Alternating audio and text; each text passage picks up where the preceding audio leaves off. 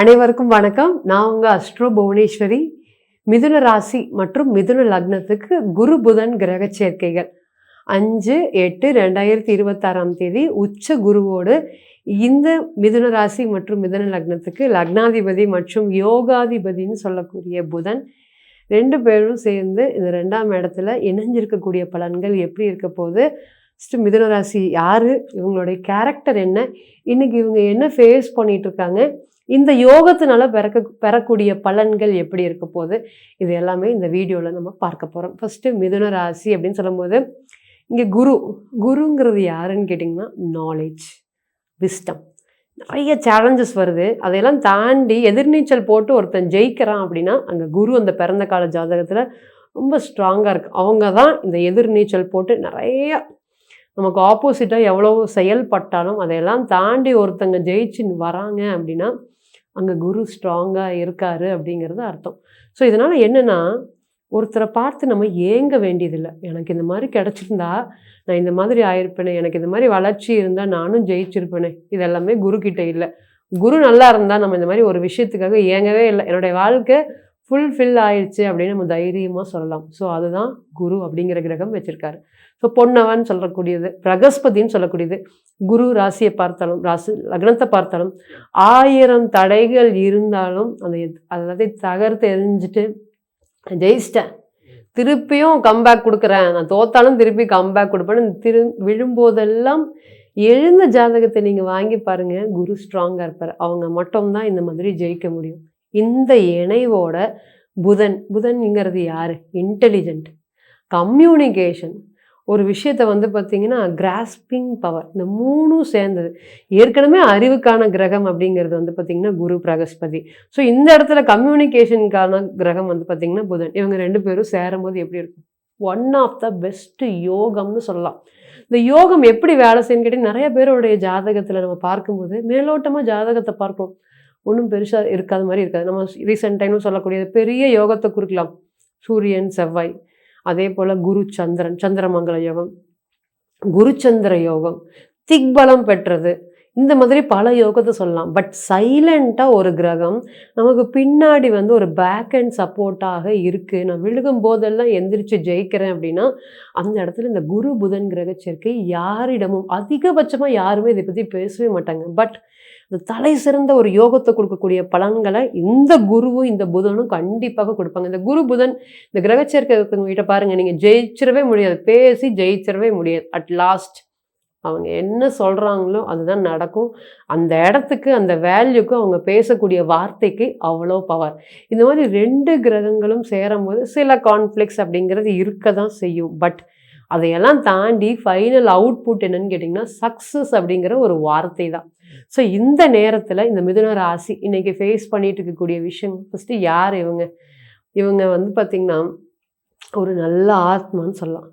எல்லாருக்கும் உதவக்கூடிய நபர்கள். ஒரு வேலை இல்லையா, நான் வாங்கி தரேன் கவலைப்படாத, வேலை தானே. ஸோ பணம் இல்லையா, நான் தரேன் கவலைப்படாத. ஸோ இந்த ஒரு விஷயம் நான் ஒரு இழக்கிற மாதிரி இருக்கேன், ஒரு பொருளாதாரத்தில் ஒரு சூழ்நிலை, திரும்பி வந்துடுவேன், 10 நிமிஷம் 15 நிமிஷம் மோட்டிவேட் பேசக்கூடிய நபர்கள் யாருன்னு கேட்டிங்கன்னா இந்த மிதுனம் தான். மற்றவங்களுக்கு என்ன அப்படின்னு கேட்க போய் இவங்களுக்கு அந்த விஷயங்கள் திரும்பி நடந்தது ரொம்ப அதிகம். ஸோ இன்றைக்கெல்லாம் இவங்க கிட்ட இருக்கக்கூடிய அறிவுக்கு இவங்க எங்கேயோ ஃபினான்ஷியல் லெவலில் இருக்கும், கண்கூடாக பார்க்கலாம். ஸோ என் கூடயே அவங்க தொழில் பண்ணிட்டு வந்தாங்க. மிதுனம் பாருங்கள், ஒருத்தரோட தொழில் பண்ணுறாங்கன்னா அந்த ஆப்போசிட் நபர் எதுவுமே இல்லாமல் வாழ்க்கையில் அப்படியே படிப்படியாக க்ரோத் ஆகி போயிட்டே இருப்பாங்க. மிதுனம் பார்த்திங்கன்னா எல்லா ஐடியாஸையும் எல்லாத்துக்கும் ஈஸியாக ஷேர் பண்ணுறது, ஒரு பொருளாதாரத்தை ஷேர் பண்ணுறது, நம்ம வளரும் போது எல்லாரையும் வளர்த்தி விடணும்னு நினைக்கிறேன். பட் அட் லாஸ்ட் அவங்க என்ன நினைக்கிறாங்க அப்படின்னு கேட்டிங்கன்னா, எனக்கான வளர்ச்சி இல்லை, நான் தான் எல்லாரையும் ட்ரெயின் அப் பண்ணுறேன், பட் எனக்கு ஸ்கில்ஸ் பத்தலைங்கிறாங்க, எனக்கு கம்யூனிகேஷன் சரியில்லைங்கிறாங்க. இந்த மாதிரி நிறைய நிறை குறைகளை ஃபேஸ் பண்ணிட்டு இருக்கக்கூடிய ராசியாக மிதுனம் இருக்குது. ஸோ மிதுனத்தை பொறுத்தவரை இன்னைக்கு தொழில் ரீதியான பயங்கள் ரொம்ப அதிகமாக இருக்குது. அஷ்டம சனி ஜென்ம சனிக்கு இணையான ஜென்ம குரு காலங்கள் நீங்கள் அனுபவிச்சுட்டு வந்திருக்கீங்க. மற்றவங்கெல்லாம் அப்படின்னு அம்மா அப்படின்னு கத்தும்போது நீங்கள் அமைதியாக அந்த பலனை அனுபவிச்சுட்டு வந்திருக்கீங்க. அது எமோஷ்னலாக உங்களை ரொம்ப அளவுக்கு டச் பண்ணியிருக்கு.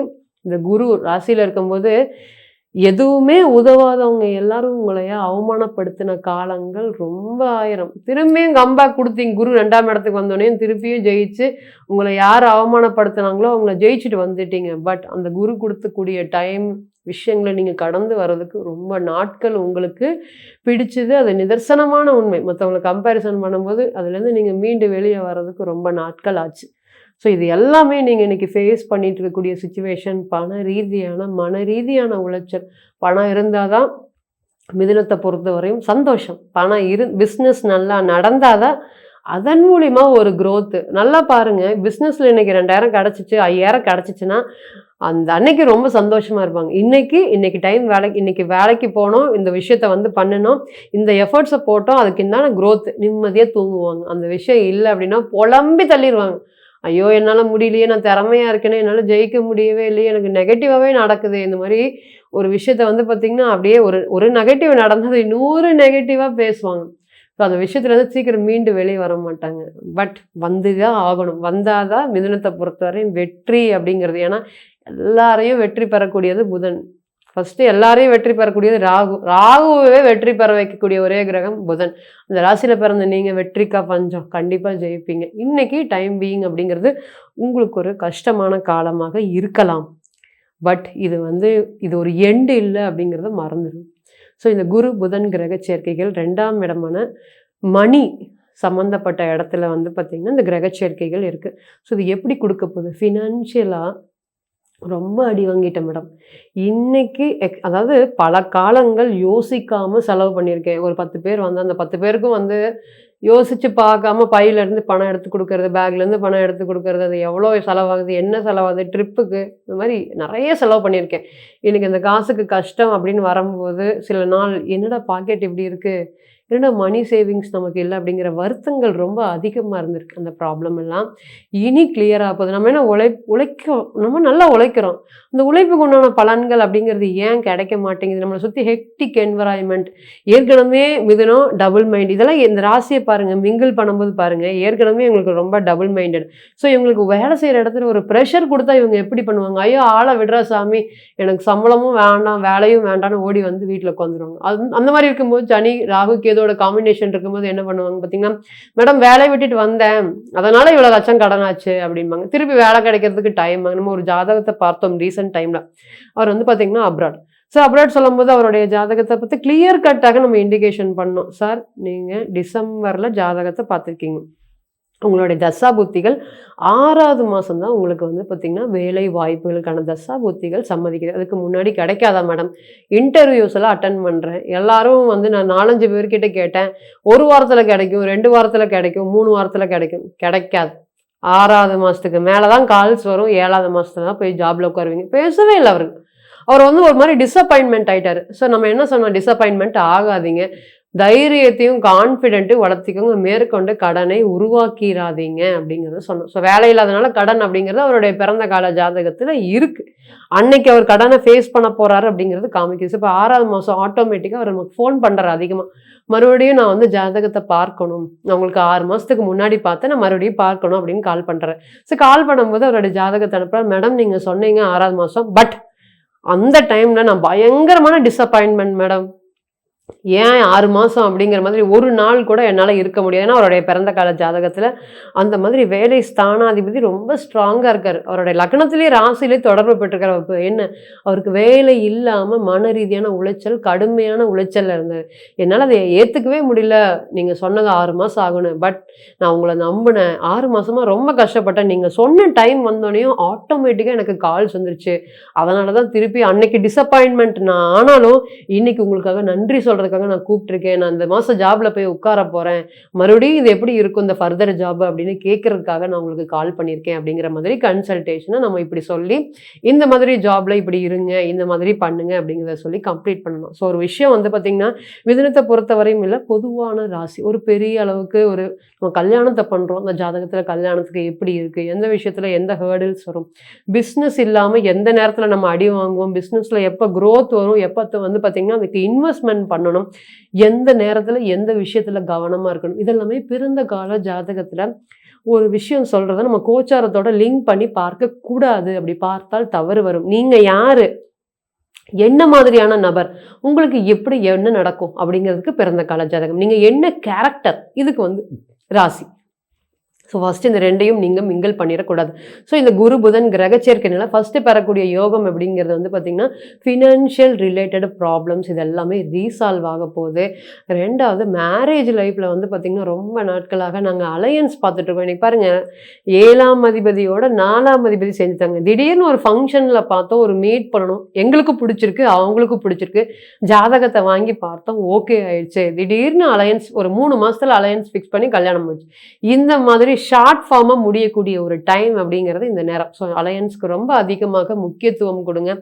சீக்கிரமாக குயிக்காக ஒரு மேரேஜ் 30 ஆல்மோஸ்ட் 90s கிட்ஸ் இருந்தாலும் 91, 92 எல்லாத்துக்குமே இந்த நேரம் ஒரு தலை சிறந்த ஒரு கல்யாண யோகத்தை கொடுக்கறதுக்கு காத்துட்ருக்கு. அதே போல் ஸ்கில்ஸ் டெவலப்மெண்ட், குரு புதன் 2 பேருமே படிப்புக்கான காரக கிரகம். படிப்பில் அடித்து தூள் கிளப்பக்கூடிய இத்தனை நாளாக பெண்டிங் டாபிக்ஸும் அதே போல் வந்து பார்த்திங்கன்னா நிறையா பேக்லாக் வச்சுருக்கேன், என்னால் தொடர்ந்து வந்து பார்த்திங்கன்னா ஒரு விஷயம் டிஸ்ட்ராக்ஷன் ஆகிட்டே இருக்குது, காமனாக வந்து டிஸ்ட்ராக்ஷன் ஆகிட்டே இருக்குது, இதுலேருந்து நான் மீண்டு வெளியே வந்து திருப்பி என்னுடைய ஸ்டடீஸை கண்டினியூ பண்ணணும் அப்படிங்கிறவங்களுக்கு இது ஒரு பெஸ்ட்டான டைம் பீரியட்.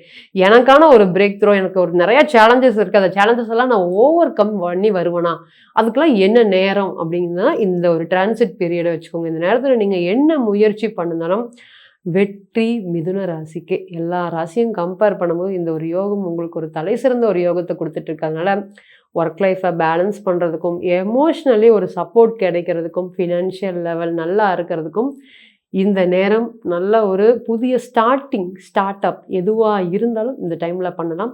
அது உங்களுக்கு வளர்ச்சிகளும் அதை சொல்லி இந்த பிஸ்னஸை பண்ணதுக்கப்புறம் தான் எனக்கு வளர்ச்சி, இந்த தொழிலை பண்ணதுக்கப்புறம் தான் எனக்கு வந்து பார்த்திங்கன்னா ஒரு நல்ல ஒரு டைம் பீயிங், இந்த ஃபீல்டை நான் டச் பண்ணதுக்கப்புறம் தான் எனக்கு வெற்றி, இது எல்லாமே கொடுக்கறது தான் இந்த டிரான்சிட் அப்படிங்கிறது உங்களுக்கு காத்துட்ருக்கு. இந்த டிரான்சிட்டோடைய அளவு பிறந்த கால ஜாதகத்தை பொறுத்தவரையும் கண்டிப்பாக மாறுபடும். ஸோ நம்ம இந்த டிரான்சிட்டை கொண்டு போய் பிறந்த கால ஜாதகத்தில் பொருத்தி பார்க்கக்கூடாது. இது ஒரு ஆப்பர்ச்சுனிட்டிஸை உருவாக்கும். அந்த ஆப்பர்ச்சுனிட்டி ஹோல்டு பண்ணி கடைசி வரையும் கொண்டு போகுமா அப்படிங்கிறது உங்களுடைய பிறந்த கால ஜாதகம். ஸோ தனிப்பட்ட ஜாதகத்தை நீங்கள் ஆலோசனை எங்கிட்ட ஆலோசனை பண்ண விருப்பப்பட்டீங்கன்னா கீழே இருக்கக்கூடிய நம்பருக்கு கான்டாக்ட் பண்ணுங்கள்.